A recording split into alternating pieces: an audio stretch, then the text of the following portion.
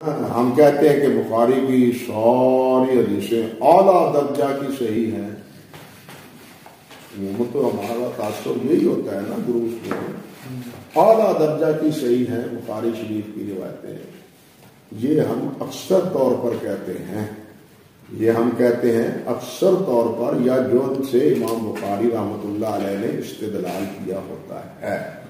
جو مطابعات میں ہوتی ہیں وہ حسن درجے کی ہوتی ہیں، اور بالخصوص وہ روایات جن کا تعلق احکام سے نہیں ہوتا، فضائل سے ہوتا ہے یا تاریخ سے ہوتا ہے، وہ روایتیں بھی امام بخاری رحمۃ اللہ علیہ حسن درجے کی لے آتے ہیں. سمجھے نا، حسن درجے کی وہ لے آتے ہیں. آپ کو ذکر کیا تھا ابی ابن عباس کا ترجمہ ہے، سب نے کلام کیا ہے اس پر، اللہ اکبر. اور بعض حضرات نے تو امام دارقطنی نے بھی کتاب تتبع میں ہوتا ہے کہ یہ ابی جو ہے نا وہ کیا ہے، ضعیف ہے. حافظ رحمۃ اللہ علیہ نے اس کے دفاع میں جو بات کہی ہے اپنے النقط میں، وہاں بھی یہی بات کہی کہ صحیح حدیث کی تعریف یہ ہے، یہ جو ذکر کی ہے کہ جس میں ضبط کی کمی ہو اور اس کا مطابق موجود ہو. لیکن یہاں جو اس کی مطابق ہے وہ اس کا بھائی عبد المحمد، اور عبد المحمد ابی سے بھی زیادہ کمزور ہے. عبد المحمد ابی سے بھی زیادہ کمزور. اب یہ کہنا کہ بھی اسی جیسا اور راوی، اس کا جواب پھر حافظ یہ کہتے ہیں کہ اس روایت کا تعلق احکام سے نہیں ہے بلکہ کس سے ہے، تاریخ سے. کہ نبی علیہ السلام کا ایک گھوڑا تھا، اس کا نام یہ تھا. اب اس کا تعلق کس سے ہے؟ امام بخاری کے اسی اسلوب سے یہ بھی پتہ چلتا ہے کہ تاریخ کی روایات میں وہ حزم و احتیاط نہیں ہے جو کہ احکام کی روایت میں ہونا چاہیے. سمجھ گئے بات یا نہیں؟ امام بخاری کے اس اسلوب سے یہ بھی پتہ چلتا ہے، ورنہ وہ یہ روایت نہ لاتے. سمجھے؟ اللہ اکبر. اور امام دارقطنی نے سنن دارقطنی میں پتہ نہیں یاد لکھوایا تھا آپ کو یا نہیں، مجھے یاد نہیں اب، لیکن اگلے دن وہ میں گیا نا حیدرآباد، تو ایک دور میں جب میں نے لکھا تھا یہ امام دارقطنی پر وہ رسالہ، تو اس وقت ایسے شوق ابھرا کہ امام دارقطنی کے رجال، سنن دارقطنی کے رجال جمع کیے جائیں. کیا فدی کا شوربہ، او 70-71 کی بات ہے، جب اتنے مراجع تھے ہی نہیں اس وقت، تو بہت سر درد تھے. تو میں نے تقریباً 3 جلدوں پر جتنے تھے نا اسماء حروف تہجی کے مطابق اپنے نوٹ بک میں جمع کر دیے.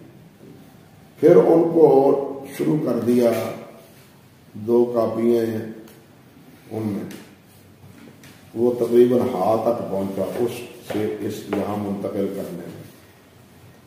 تو میں نے حضرت سید محب اللہ شاہ صاحب سے بات کی کہ آپ اس پر کام کریں، آپ کے پاس مراجع زیادہ ہیں. 70-72 میں کون سی کتابیں تھیں؟ چند کتابوں کے علاوہ باقی تھا ہی کیا، چھپائی ہوئے نہیں تھا، ذخیرہ ہی نہیں تھا ہمارے پاس. میں نے کہا کہ آپ کے پاس ماشاءاللہ ذخیرہ کرنی بھی ہے، آپ کام کریں. تو انہوں نے فرمایا کہ تم اپنا یہ جو ہے نا مسودہ مجھے دے دو. میں نے بھجوا دی. اب کی بار گیا ہوں تو انور شاہ صاحب نے وہ دونوں کاپیاں مجھے دے دی.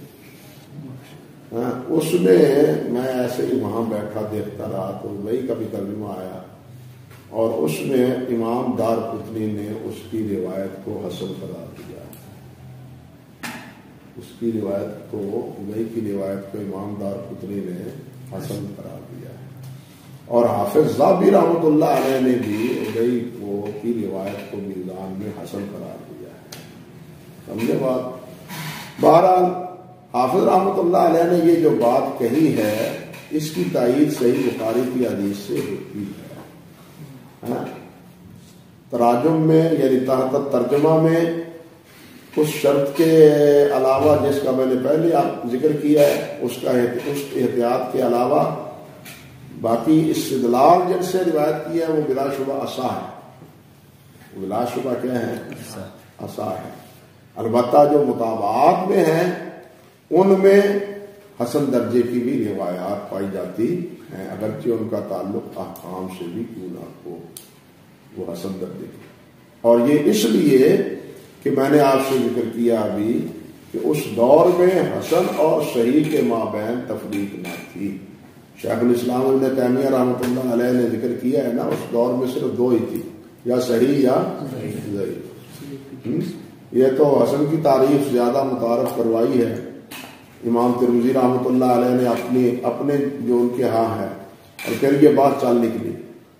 متقدمین جس طرح امام علی المدینی ہیں، امام شافعی رحمۃ اللہ علیہ ہیں، حتیٰ کہ خود امام بخاری بھی ہیں، ان کے کلام میں حسن کا اطلاق ضرور آیا ہے. ان کے کلام میں حسن کا اطلاق ہے، حسن کا لفظ ضرور استعمال ہوا ہے، لیکن اس حسن سے مراد قطعاً اصطلاحی حسن نہیں ہے، بلکہ اس سے مراد اکثر و بیشتر حسن مانوی. حسن مانوی کئی جگہ آپ پڑھیں گے حدیث ضعیف ہے، وہ کہہ دیتے ہیں روایت حسن ہے. حسن کا مطلب وہاں کیا ہے؟ بہت اچھی یار روایت، جیسے ہم بھی کہتے ہیں روایت بڑی چنگی ہے لیکن ہے ضعیف ہے. اب ہم کہتے ہیں بہت اچھی ہے، بہت چنگی ہے، وہ اس کو حسن کہتے تھے لیکن کہتے تھے ضعیف. یعنی وہ حسن بمانا لغوی کہ معنی جس کو کہتے ہیں کہ روایت ضعیف ہے لیکن معنی کے اعتبار سے اس کا اعتبار ہے. مگر یہ فرق سمجھ لینا چاہیے کہ ہر وہ روایت جو معنی صحیح ہے اس کا یہ مطلب نہیں ہے کہ اس کا انتساب نبی علیہ السلام کی طرف بھی صحیح ہے. اس کا انتظار، کیونکہ ہر صحیح بات، ہر اچھی بات لازم نہیں ہے کہ وہ نبی صلی اللہ علیہ وسلم نے فرمائی، لیکن آپ کی جتنی باتیں ہیں وہ سب اچھی ہیں. یہ علامہ مزی رحمۃ اللہ علیہ نے بھی کہی یہ بات، اور انہی سے یہ بات نقل کی ہے علامہ سیوطی رحمۃ اللہ علیہ نے. آپ کی سب باتیں اچھی ہیں لیکن اس کے علاوہ یہ مطلب نہیں کہ جو بھی اچھی بات ہے وہ نبی صلی اللہ علیہ وسلم کا فرمودہ ہے اور اس کا انتساب نبی علیہ السلام کی طرف کر دیا جائے. فرماتے ہیں یہ درست